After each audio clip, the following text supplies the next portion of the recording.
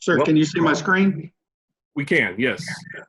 All right, sir. First and foremost, I'd like to welcome everybody to the 24th Annual UIL Capital Conference Virtual Edition. This lecture is on Best Robotics, building a successful program for your school community. The picture in the middle of the screen, I thought some people might be interested in. That is taken at the state meet. It's taken from the end. The pits are closest to you and the competition's on the other end. But if you're wondering what a state meet would look like for robotics, that's a good image, I think. Again, I'm from Trenton High School. My name is Larry Williams. I coach Best Robotics Team 91. Trenton High School is a 2A high school in northern Fannin County. We have about 200 kids in high school, and at any time we'll run between 50 and 70 kids on the robotics team. Why our team chose Best Robotics. Our school is very active in UIL academics. We compete in virtually every event. And so when UIL began a robotics program, we wanted to make sure we didn't get left behind. So 4 years ago, when UIL brought robotics online, that's when we joined robotics. We chose Best because it was robust. It gave you software packages, the hardware that you needed, and free training, which was important to a small school with a limited budget. And because we don't have an engineer on staff, we had to train ourselves up on certain aspects of building the robot, and that's where all the free courses came into account. Another thing that helped us choose Best was we wanted to grow our CTE program in-house, because as robotics coaches, we know that if a kid is in a robotics classroom, we get extra funding for them. And you can take that funding and turn it around and build a good program. We found that it was easy to form networks because many of the local schools compete in Best Robotics. Just around me, within a 20-mile radius, we have White Blue Ridge, Dodge City, Bells, Bonham, many different schools and many different coaches to network with, so you can get some help if you need it. Before we get started into some of the important things here, I want to make sure that everybody understands that Best Robotics is not a one-size-fits-all competition for every team. As you can see on the left, Hutto High School and Martins Mill High School are both extremely successful programs, and they run their program their way, not our way. So I'm just going to give you tips and tricks on what Trenton does, but there's more than one way to run a successful program. I just want to make sure that everybody understands that. Our team has competed now for 4 different years. In our first year, we had the normal first year struggles that teams would have. We did advance to state and we finished 6th. And in our 2nd through 4th years, we've been very successful. I want to share some of the ideas that we used to build our team today and talk about some of the community involvement. Okay. First thing I would look at is some of the resources out there to you if you're building a team or you have a team and you're trying to improve. The best resources that we found, because there's hundreds of them. So if we were narrowing it down to like the top 5, these are the 5 things that we would tell a new coach to focus on. One would be the Best Robotics competition rules. Those are standard from year to year. They might make minor tweaks and tweaks to them, but they will post them online for you. The Best Robotics Overview PowerPoint just puts it in a nutshell for you, the competition. The award PowerPoint tells you how to compete in the different events. And then probably the most important of all is the engineering design process PowerPoint, because that will teach you how to build the robot in such a manner that you can build an effective engineering notebook with it. And then of course, we look at Bestology, which is web-based throughout the year, because that gives us hints for the upcoming game. This year, we don't know what the game is, but we know it's medically based because we've been looking at Bestology. I would like to point out that the robotics overview, the award PowerPoint, and the engineering design process PowerPoint are all free lectures that are being hosted in Best Robotics Summer Training Program. And if you're interested in attending those, they're online and they're free. Graham Gadd at allenisd.org is your point of contact. But they will brief those to you and download them for you. If you don't want to attend those and if you'll shoot me an email, I'll make a copy of them and send them to you directly. Do we have any questions on that before I continue?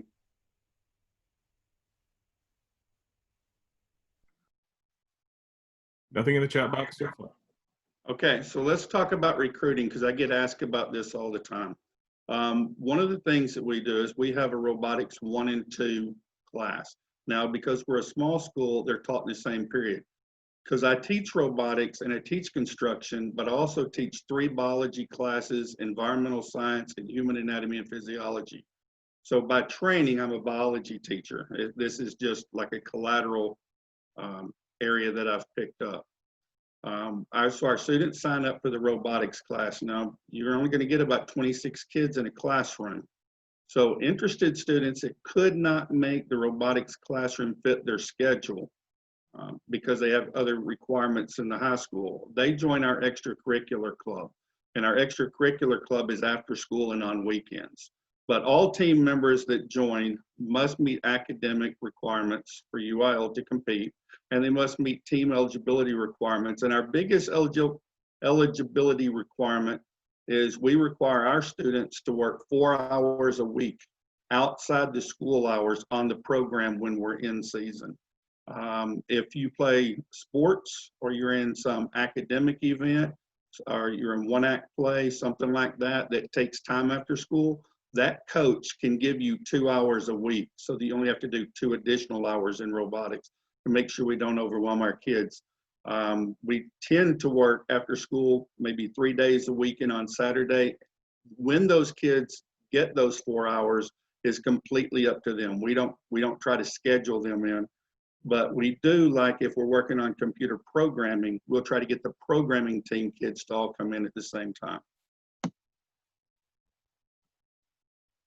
Preparing for the upcoming season, this slide really is more about from the end of the last season to the beginning of the school year. What do you do when the season's over? Well, the first thing you got to do, obviously, is you got to register your team in the local hub. We try to always enroll programmers in best robotic programming camps, even though we have a pipeline of programs because we've been at it 4 years now. So my seniors have programmed for 4 years, my juniors 3 years. I will always try to get some freshmen and some younger kids into those camps. We like to host the camp because then we don't have to travel, but we do try to put kids in those camps. They're free, and it's one way to make sure our kids are our kids that are interested in programming have the opportunity to program. I think a team would be best served if they looked at a specific AutoCAD program. BEST provides several free software licenses that you can use, so you have some choices there. But I think that if you get your kids started in AutoCAD early, and they can do that through the online tutorials, it helps you out. You don't want to be in the season trying to teach AutoCAD so you can update your notebook when you could have done that before the season started. Make sure you design how you're going to teach hand and power tools effectively. Talking about safety here, because once the school year starts, that's when you're going to get your kids, and that's when you're going to have to teach them safety. You want to know how you're going to do that effectively. You won't be designing that program on the fly. And then organize your tools that you need and establish where you're going to work. Being a small school, my kids work out of the biology classroom and they work out of the ag shop where their FFA works. We work in a corner of it. Anybody have any questions over that? I have a question about a little more about how your camps are structured. Is it like a week-long camp, or is it a day camp kind of structure? Best Robotics tends to hold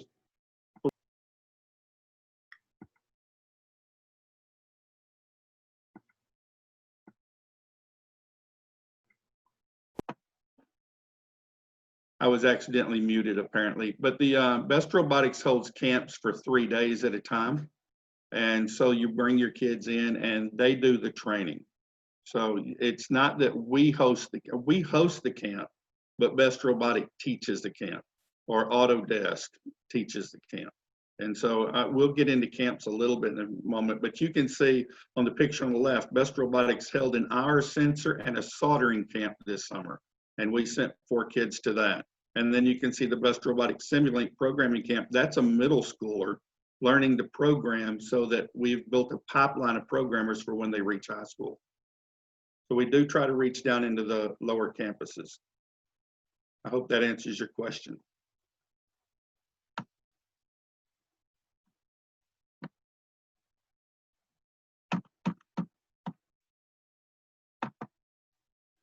Prior to kickoff, this time frame would be from the first day of school year until your hub kickoff date. You obviously have to recruit your team. We do that with some posters and word of mouth, but we're fairly established now, so the kids know about that. I can tell you that we hold 2 sign-up periods, and if a kid can't make either one of those sign-up periods, if they've got a good excuse, that's understandable. But if they just don't show up, they're probably not going to be active in our program. So that's kind of a cutoff for us. You need to make one of those 2 meetings. We make sure that the kids establish a chain of command early on, and we use a team organization chart. A couple of things you might want to consider when you're doing your organization chart is you may want a couple of team lawyers. There's an online Q&A where Bess puts out updated information and answers teams specific questions about the game. And we have a couple of kids that log in every day and look at those questions and responses and track that for us. We also have an admin team. We have somebody that keeps up with attendance.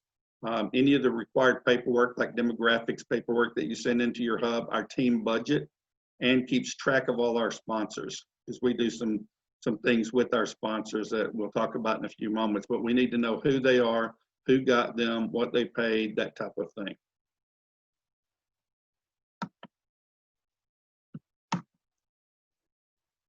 Okay, we also want to make sure that during that couple of weeks before the kickoff that we get our teams tool safety certified. In the slide, you can see they're watching videos and they're doing practicals. What I tend to do is we watch a video, I demonstrate the tool, then the students have to demonstrate it back to me through a lab practical. I will also tell you that any student that's in our classroom is going to be required to get an OSHA 30-hour certification safety card. That certification never expires for life. It cost us $180 a student to do that, but it's paid for through CTE funds, and it goes back in the school's record for kids. It's just like a kid achieving a welding certification or whatever. This is one of the certifications that our robotics kids go after, and that's the OSHA 30-hour. It's completely online. They get assigned 1 or 2 modules a week, and by the end of the school year, they're 30-hour certified.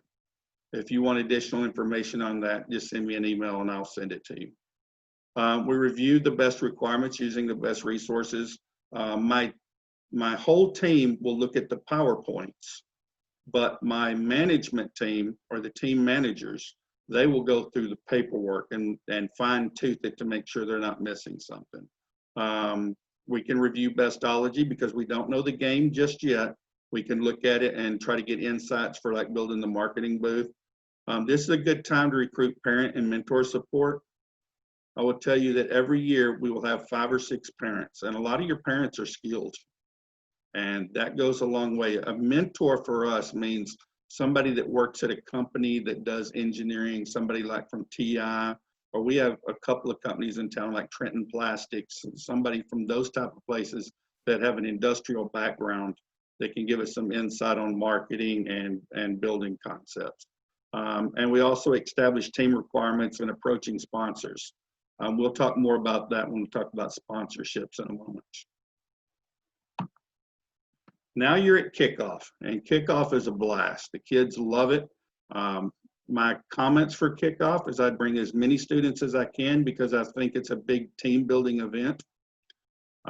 We have students at kickoff, they're going to host, Bess is going to have several workshops going on. If your student is assigned to work on the engineering notebook, I would send them to the engineering notebook workshop. It's a great time to network with neighboring coaches.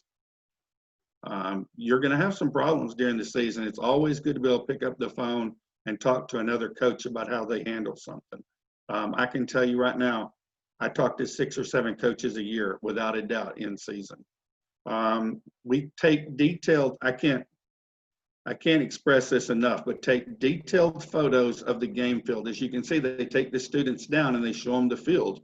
And you're going to get a plan for building the field, but sometimes that plan isn't always so clear. If you've got a picture of what you're trying to build, a close-up picture of all the joints and like, it makes it much easier to understand the concept, make sure the field that you build matches the one you're actually going to compete on. And this is also where you'll pick up your best kits. Best kits, we'll talk about those in just a moment. So now you're in season. Make sure you've designated team members assigned to all the different areas. You got your notebook, your presentation, your team exhibit, how the robot is being built and constructed, and you need to put some kids in charge of spirit and sportsmanship. That's the point breakdowns for the different areas. But I would recommend that you try to stay on the best recommended schedule, and that schedule can be found in a description of each step in the best engineering design process PowerPoint. I've got a picture of that schedule up there. I will tell you that I never stay on schedule. I don't know a coach that ever stays on schedule. Sometimes we get ahead a little bit in one area, and that means we're a little bit behind in another. But by the end of the 5th week, we're trying to do final detail work just to get ready for the season. If you struggle a little bit with it, rest assured, everyone else is struggling with it also. But it's meant to be challenging, and it is challenging. But if it wasn't challenging, it wouldn't be worth doing. I think it's a lot of fun. We hold a weekly managers meeting. That's Monday at 5:30 in Trenton, because all the kids that are playing sports and stuff, all their practices are over with. We meet and we go over the status of all 5 sections. So we'll have somebody that'll come up and talk about where they're at in spirit, what they've got, what their plans are, what kind of display items and things they want to make. We'll have people talking about where they're at on building the booth. This is not a time that we would actually sit and discuss the style of the booth. That would be a different group. But the leader of the booth would be telling the team, the CEO, the vice president, et cetera, what the status of where they're at are they on schedule, in other words. We take photos of everything. If there's not a photo, it didn't happen. I mean, you can mention it in your notebook, but the photo is super important. You could talk about, like, the middle picture shows a pipe drop test. You can talk about that pipe drop test in your engineering notebook, but if there's a picture of that pipe drop test, that dramatically increases the strength of your comments in your notebook. We document robot performance test. You can see when they did the pipe drop test, the students went in and created a report. That report went in the back of our notebook in the appendixes detailing that test. I can tell you, like, another test was when we did what size wheel do we want on the robot. The kids did a slalom test and recorded the times and the speed and the strength of the robot dragging weights, and then they put down why they chose what they did. I don't think you ever get penalized for a choice you make, as long as you can say why you made that choice. Because, sometimes the kids are going to go a little bit different than the way you think they're going to go. But as long as they can give you a reason, that's a good choice. And then, of course, you want to stay up to date with the official rules Q&A. And again, we do that with the help of our legal team. Are there any questions about this season before we get into some of the tips?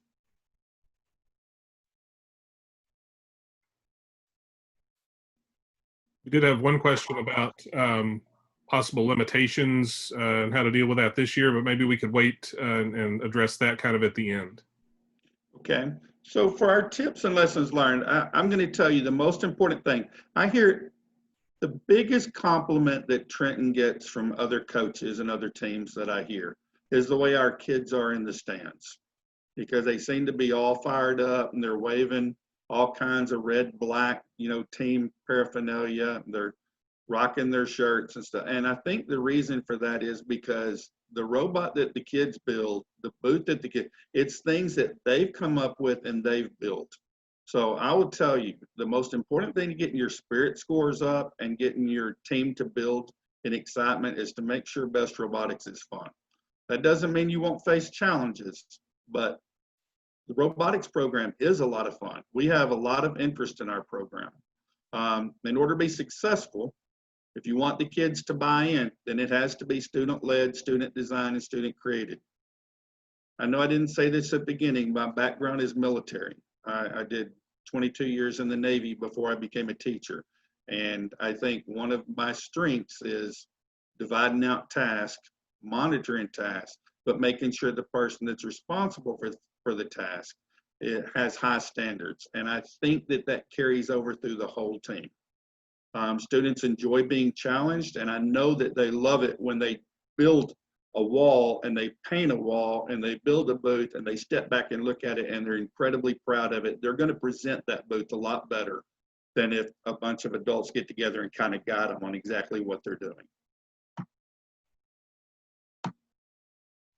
I would say that we create a brand with our robot and the kids enjoy that. That's t-shirts and logos, etc.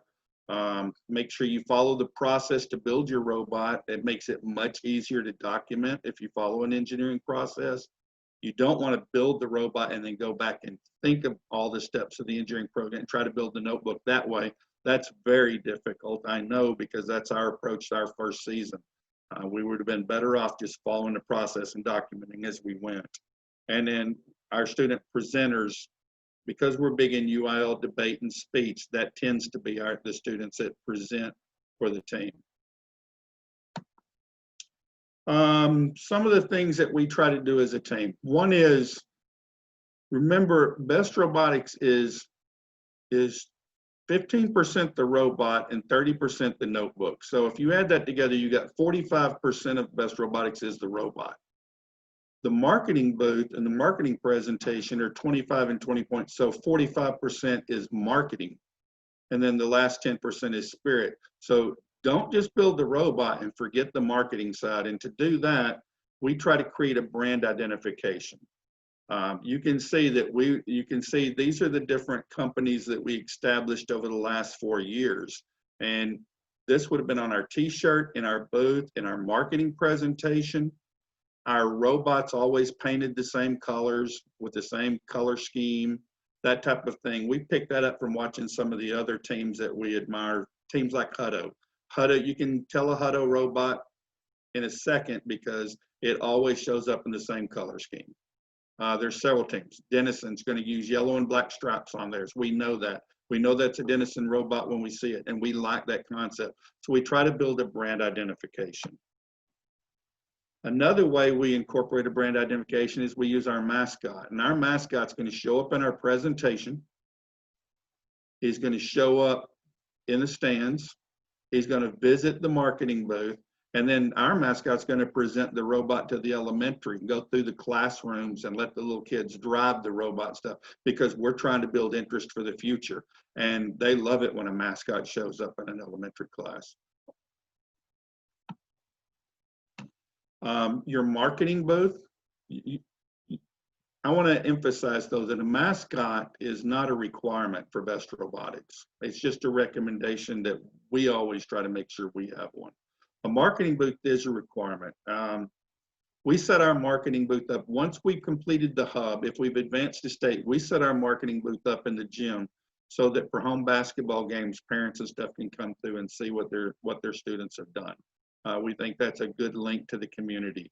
The two bottom pictures here show a whole bunch of booths set up at the meet, so you can kind of see what a booth generally looks like.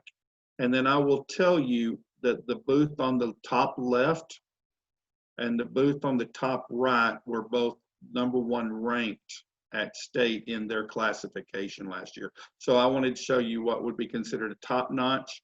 And then of course, everybody's going to build a good booth, but there's going to be different levels of them, and they're getting scored for points. And more importantly than the booth is the interview in the booth.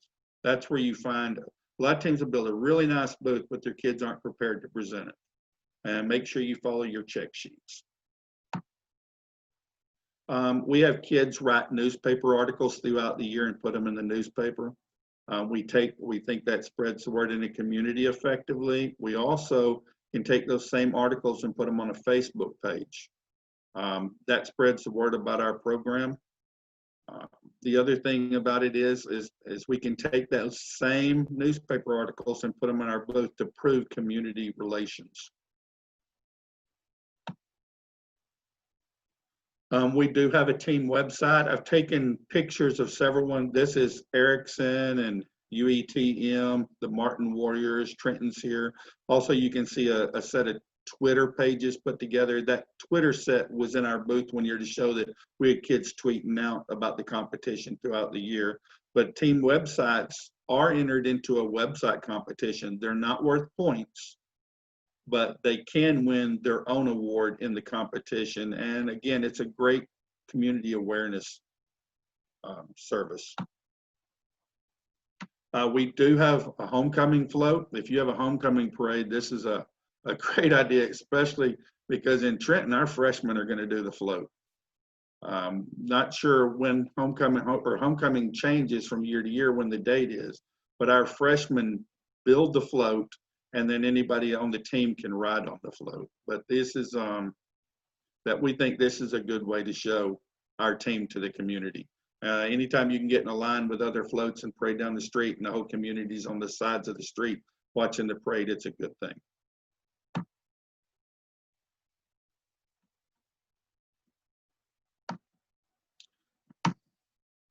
Okay, robotics camps. These are the camps that we were talking about earlier.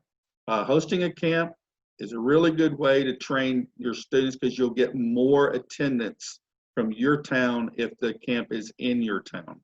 But if it's not in your town, there will be a camp somewhere local. Like I can tell you, tends to be a simulate programming camp every year in our county. It'll be hosted by one of the UIL or one of the UIL best robotics schools, but that camp tends to be in the county, and they're throughout Texas. So you want to send your younger kids to camps to make sure that it increases interest, but you want to build a pipeline of programmers. I can tell you, and I'm not ashamed to say this, I do not program robots. I could not program a robot if I had to. But I don't need to program a robot. I need to make sure I've got kids that can program a robot. I'm not a good 3D printer. I'm good at CNC, but I'm not good at 3D printing. But I have kids that are very good at 3D printing. And if you develop that pipeline, my seniors and my juniors will train my freshmen and my sophomores. But you've got to establish interest somewhere, and these camps are the place to do it.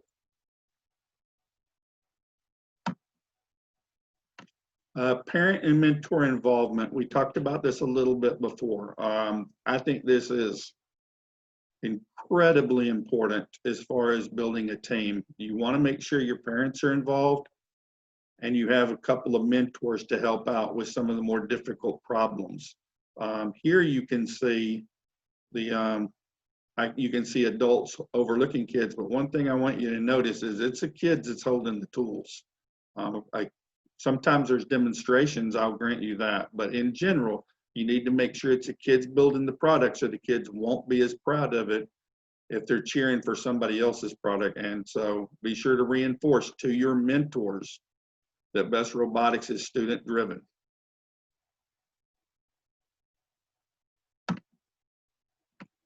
Fundraising. A lot of people have questions about fundraising. Again, we're a town of 630 people, but we have a farming community around us. So we have about 200 kids in high school. We sell a team t-shirt every year before the season starts. This is not a competition shirt. This is just a Trenton robotics shirt. If you sign up 50, 60 kids for your team, you're probably going to sell 50 or 60 shirts just there, and then their parents are going to want them. So we can run t-shirt sales of about 150 to 200 shirts. We'll make about $3 or $4 per shirt. So you can see that builds some funding for us. We do play volleyball in Trenton, even though we're a small school. So we run the concession stands during volleyball season. And then one of the other, or the big thing for fundraising is your sponsorships. And I've put our sponsorship form as large as I could on this slide so that you could look at it if you're looking for a form like this. But official team sponsorships are definitely the most lucrative way to raise money. I can tell you, again, a town with 630, 40 people in it, that last year sponsorships, we had $4,400. Now, when we're talking sponsorships, what we do is we get our kids together and we talk to them about how to approach a sponsor. In Trenton, no student has to have a sponsor to be in robotics, but you're expected to approach a sponsor. Once they approach a sponsor, if the sponsor says no, that's fine. We keep track of that. We don't want to keep bothering them with another kid coming up there. But as far as the sponsors go, you'll notice on a form, we have 3 rates. We have the bronze, silver, and gold, 2,500 and 250. We teach our kids that the local businesses get bothered about sponsorships constantly, that we're looking for the $25 sponsorship. And much to our surprise, it shocks me that we ask for the $25 sponsorship and we end up with so many $250 sponsorships. And I've had people actually say the reason that they did that is because we were emphasizing the lower, and they thought that was refreshing. And they liked the way the kids approached them. The red picture on this slide is the back of last year's competition shirt. You can see the top row. Those are the sponsors that were $250. The middle row are $100 sponsors, and the bottom row are $25 sponsors. And then at the end of the year, we send our sponsors back a team photo framed and signed by everybody on the team as a thank you. We wait till the season's over, but you can see last year's photos up there in the picture. And you can see the signatures from all the kids. And that tends to be very popular in town. And if you go into a business in Trenton, you tend to see those posted. Okay, team visits. Team visits are very important. As you can see, my favorite picture in this group is the bottom middle picture, because you can see the mascot at Trenton Elementary and the little girl driving this year's robot. They're not going to tear it. If the little kid can drive and tear up your robot, you need to build a better robot. On the right, you can see there's a Boy Scout driving the robot. You can see on the upper left, there's 2 of our high school students doing a presentation on line safety. I took the middle orange picture from Erickson Middle School. They actually had the power company come out and do a demonstration for the local community on power line safety. And I thought that was pretty brilliant, so I wanted to add that. But these are great ways to involve the community and grow support for your program. Boy Scouts are a great group to take a robot to, because they love to play with them. I mentioned before working with others. These are the teams that we worked with last year. And you can see networking with other coaches means when something comes up that you're really struggling with, you can talk to coaches about how they're handling it. I will also say that most teams build part of the course. In Trenton, we're going to build a fourth of it. We're going to build the full quarter. And like last year, when the quarters weren't all equal, where there were some differences, we built half of the course. We have teams every year asking if they can come use that course. And every year, they'll make 2 or 3 trips over to Trenton to use that course. And that's perfectly fine with us. In fact, we take credit for working with each other. And you will see that there will be comments about, we struggled with this aspect or whatever, but the Melissa Robotics team, helped us figure out the claw mechanism or whatever. And all that looks really great in a notebook, I think, for competition purposes. Plus, we post these schools in the marketing book to show that we work with other teams. In your booth, you do marketing giveaways. This goes back to brand identification. I'm just showing you a couple of the ideas. We do, last year, we were Trenton Technologies, and we did electrical stuff. So you can see the button, a stress ball. We've done fire hats when it was a firefighting thing. You can see the turtles and the ducks when it was an oceanic game. But I think you want to do these giveaways if you can. We buy them with the sponsorship money, and we don't spend too much on them, honestly. They're fairly cheap to come by. But another thing, most towns are going to have some type of fall festival. And if you've got a fall festival, it's a great place to show your robot. You'll get the whole community comes out for that. And so if you can do a demonstration or set up something where kids can drive it, that tends to go over very well. And then this is just another team building thing. A week before kickoff, we take the team out to eat. Now, in this particular case, the kids pay for it. But I will tell you that during the season, when we're working on the robots and stuff, because so many of our kids are taxed in so many areas. Some of them are in drumline, some of them are playing sports, some of them are doing academic things. Our team comes back at 5:30 to work on the robot. And because of that, a kid may have just got out of football practice and coming right into robotics. So with the fundraising money that we raise, we bring in meals for the students every time we work. Sometimes the parents just bring them up, and it may be as simple as ordering pizzas. It could be Subway sandwiches, but I can tell you that we feed our kids. We buy their T-shirts, and we pay for their transportation. So I'm talking about transportation too, and feed them at events when we go to events. So it doesn't cost a kid in Trenton a single dime to compete in UIL Best Robotics. It's paid for with sponsorship money.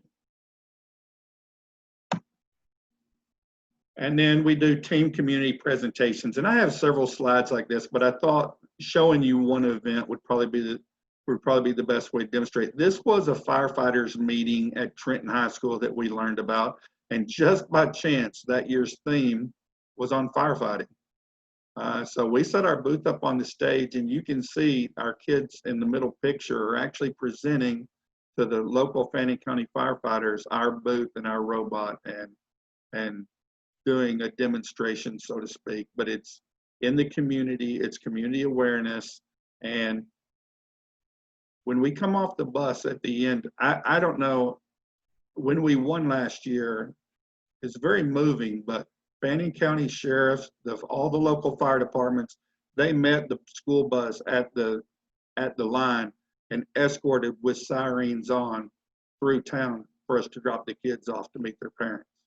And it was very moving, but I think that events like this promote that sort of thing.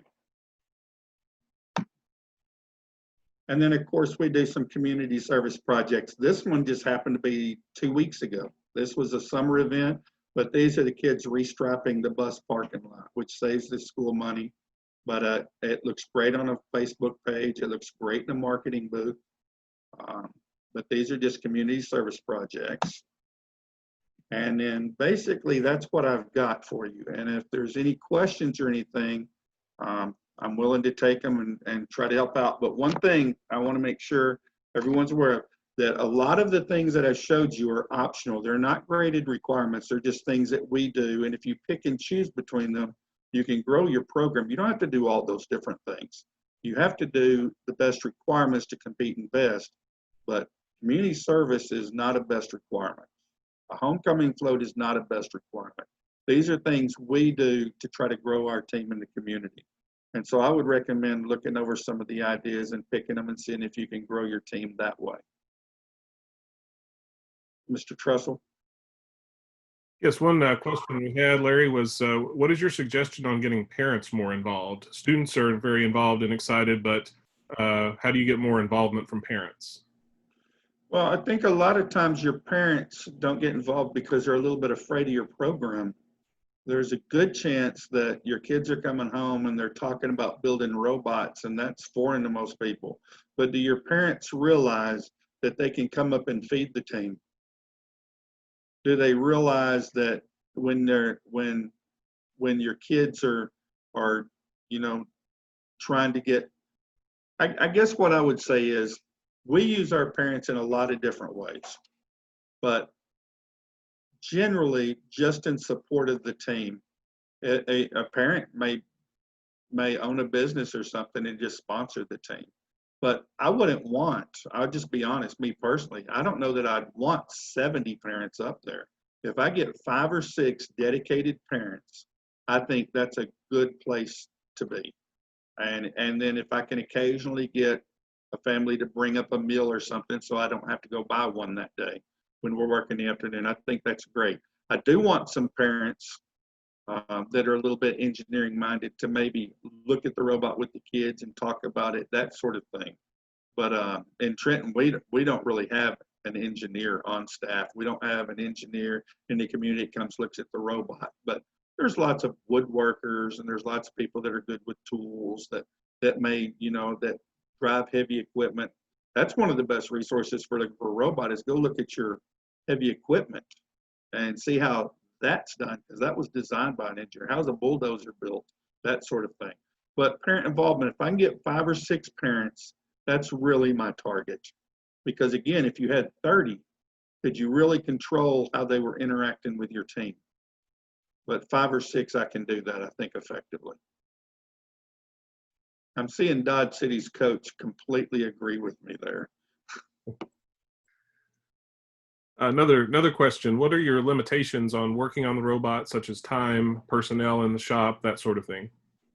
Well, right now we don't really, our only limitation is the 10-hour limit imposed by UIL.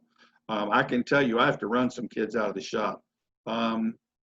Again, I get this question occasionally. If your kids come in at 5, if they go to school all day and they play sports and they come in at 5:30 and work maybe till 8 on a robot, when do they do their homework? And the answer to that question is they don't come in 5:30 to 8 p.m. every night. That right there would be 3 of their 4 hours, and they can choose Monday, Tuesday, Thursday, Saturday, and Sunday afternoon, 8 days. Any of those time frames to get their 4 hours. So we do not want to impact a kid's homework assignment. But I can tell you, you will have, if you have 60 kids on your team, you will have what I refer to as my core. And that's my 15 gung-ho, son, you have to go home. You have been here too long today. You have to go home, kids. And then the others will meet their time requirements. But everybody's valuable. You need cheering, you need painters, you need people to cut out things on the CNC, because all of our kids are going to get trained to do something particular. We don't have 70 kids that operate the CNC. We don't have 70 3D printers. We don't have 70 AutoCAD kids. We may have 5 or 6 of each of those. We do have 70 painters. We've had a couple of people post questions. Just kind of the elephant in the room, I guess, is our current situation with the pandemic, and I just will say, you know, there's still so much that is unknown, and we are like our schools are, you know, waiting to see what guidance we receive from the state. I know that TEA is working on some guidelines, and the UIL administration is in constant conversation with TEA officials and with the governor's office, working on putting together guidelines and best practices for what the coming school year is going to look like. And we'll certainly communicate those as soon as we have them available. I'm also having frequent conversations with Best of Texas, and they are looking at different scenarios and options for what this fall is going to look like. I think universally we are all, our goal is to have a full season to the best of our ability. And so that's the premise that we're working from. And now we're trying to fill in what the details of that will look like. So we're kind of in a waiting mode as well to get some additional information and guidance from the state. And then as we have that, we'll certainly start filling in those details. But our goal across all UIL activities is to have a season and to continue offering our students those activities that are so valuable to them and to our communities. So I'll hand it off to Larry now. I'm sure y'all have had conversations about this, and you may be also kind of in a, you know, holding pattern, wait and see where we go from here. But Larry, certainly if you have thoughts on that, I'll hand it over to you. Well, I can tell you that, like on the last slide when I showed you the community service project, that happened a couple of weeks ago. And normally I would have had 10 or 15 kids up there, and I think we had 4. And the reason was the spacing out. And they had assignments and we had to keep them apart. We were outdoors, and those are things that we have to take into consideration. We've got a couple of other community service projects this summer. And those are things that, you know, in the past we would have opened up the shop, brought everybody in. I can tell you one of the projects we're going to work on is the plexiglass dividers for the elementary school students to be divided on the desktops. We're building some of those. And that will have to be done in small groups. We just can't bring in the 20 kids that we normally could. But as a best robotics coach, if for some reason the season got pushed back or there was big changes to the seasons, I can't really control that. But what I can do is make sure that my team's ready for anything. And one of the approaches that we will take is we would spend extra time working on Autodesk and trying to get better at AutoCAD. I would try to get more kids trained on 3D printers. And I know not every school has a 3D printer, but you may have a 3D printer and not know it because your region service centers tend to give them to the schools. We have 3 of them, and we didn't have to pay for any of them. So our CTE director makes sure that we get those kinds of allotments. And you may have a 3D printer and it just be on a different campus in your school and you not realize it. But you gotta have kids know how to operate those things, and kids can learn a lot on YouTube. So I think I would just gear up. You can do outlines for your notebook. You can do all kinds of things, but if for some reason we get delayed, or worst case, the season has to be videotaped or whatever, you just have to make sure that there's a way to improve your team. If you're improving your team, you're doing your job as a coach. There's nothing anybody could ask more than that. Well, thank you for that, Larry. That's a great answer, and that's exactly what the approach that we would recommend, and that's what's happening, I think, across all of our programs. Is as you look at the kind of the unknowns that we're dealing with, how can we improve our programs locally, and then be ready for whatever opportunities we are able to to participate in. And as I say, we're certainly committed to providing a full season and to the best of our ability, and doing the most that we can and are able to do. And I know that Best of Texas has that same mindset. So that's kind of where we are with that. And we'll certainly communicate additional information and details as soon as we have that. Can be frustrating to have to wait and to get some of those answers, but we are definitely committed to that. So are there other questions? We have a couple of folks who requested some items by email, and I'll make sure that Larry gets those. Are there other, I think I've covered everything that was in the chat box so far. Are there any other questions from folks?